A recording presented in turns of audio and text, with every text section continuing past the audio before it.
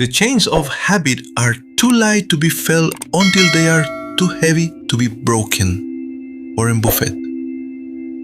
Warren Buffett is not just one of the richest men in the world. He is also one of the most disciplined, down-to-earth, and mindful people ever to walk the path of wealth. He could have had anything, and we mean anything. He could have built a mansion in every major city. He could have owned islands, flown across the world in custom-designed jets, and lived behind golden gates with a personal staff catering to his every need. That lifestyle is not only possible for him, it's expected for someone with over $100 billion in net worth. But Buffett chose the exact opposite.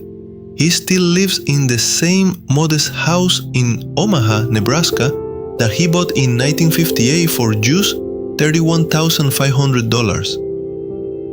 That was over 6 decades ago. While other billionaires constantly upgrade, renovate, and flaunt, Warren has stayed in the same place, sleeping in the same bedroom, walking the same halls, and waking up to the same view each morning. Why? Because to him, wealth is not about showing off. It's about stability, freedom, and peace of mind. He once said, "It will drive me crazy to have 10 homes." And it makes perfect sense. With every new house comes more stress. Maintenance, decisions, staff, management. That's not freedom, that's complexity. And Warren Buffett avoids complexity whenever he can.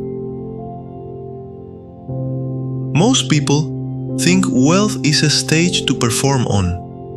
For Buffett, it's a toolbox. And the fewer tools you need to live well, the more power you hold.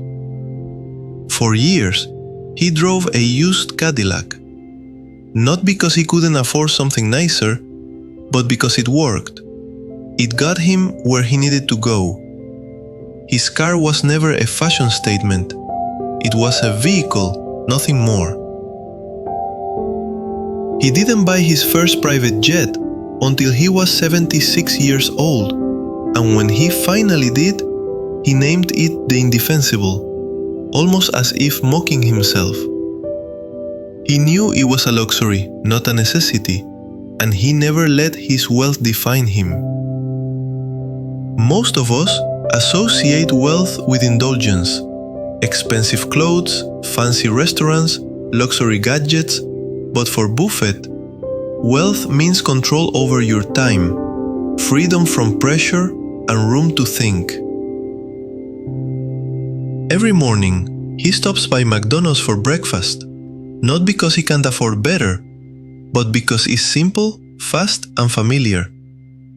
He even adjusts his order based on the stock market's performance that day. If the market is down, he buys the cheapest breakfast at $2.61. If the market is doing okay,